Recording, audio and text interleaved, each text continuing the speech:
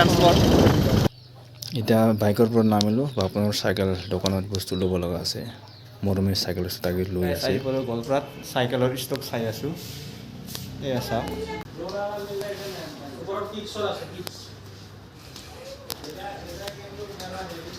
এতিয়া চাইকেলৰ ষ্টক চাইছোঁ আৰু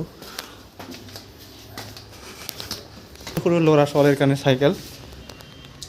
গোৱালপাৰাত ট্ৰান্সপৰ্ট কৰি আছা মৰমী চাইকেল ষ্ট'ৰত তাকে চাই আছোঁ এই আছা গোৱালপাৰা টাউন